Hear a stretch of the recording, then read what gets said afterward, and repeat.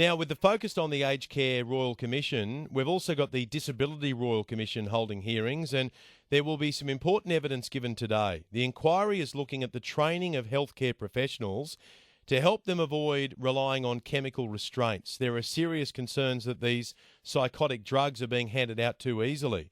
In 2019, there were more than 170,000 reports of unauthorised use of chemical restraints on NDIS participants. One person fighting this issue is Paula McGowan.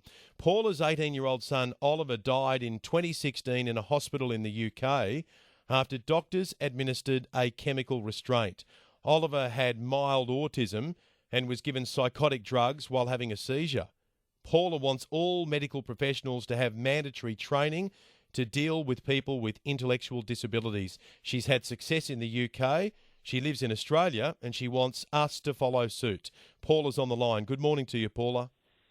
Hello. Hi, good morning. Thank you very much for talking to us. This is close to your heart because of what happened to Oliver. So was he given the wrong drugs?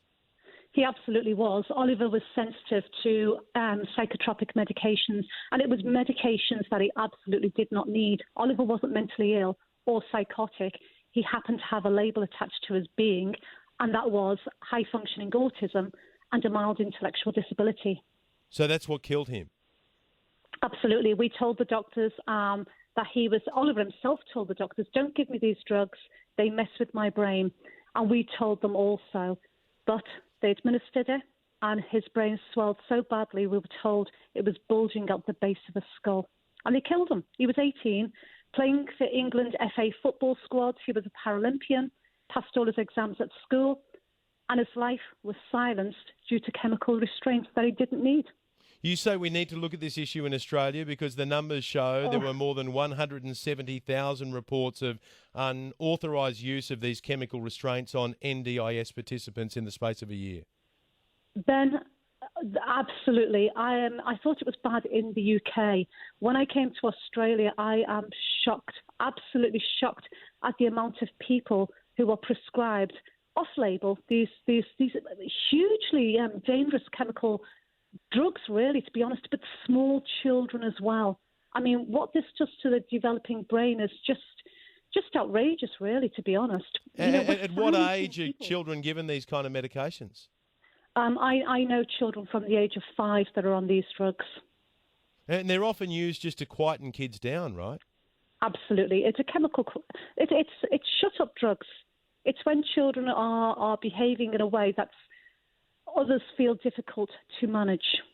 And this has been an issue for some time in a whole range of areas where people have felt like we're too fast to go giving drugs to children instead of looking at other ways of dealing with their conditions or their behaviours. Absolutely, it seems to be the first line to do instead of looking at alternatives like making reasonable adjustments, looking at how the behaviour from professionals impacts the person with an intellectual disability or autism, looking at the environment. You know, I do believe, Ben, that medics and decision makers need to be held accountable for when they are prescribing these medications, and they absolutely need to hold a hand up and show what they've done beforehand. What strategies have they used? I know you've been fighting on Oliver's behalf since he died in 2016, and you'll continue to do so today when your evidence is given to the Royal Commission. We appreciate your time and we wish you the best of luck. Thank you very much, Ben. We would like the public behind us with this. We need things to change, equality and inclusion. Good on you, Paula. Thank you. Paula McGowan, who's had success in the UK and says Australia needs to follow suit. And that's an example to do with autism, but there are many other examples to do with the childhood behaviours that can impact young people like ADHD. And there are many healthcare professionals who say we are too quick to go dishing out the drugs instead of looking at other ways of dealing with the issues.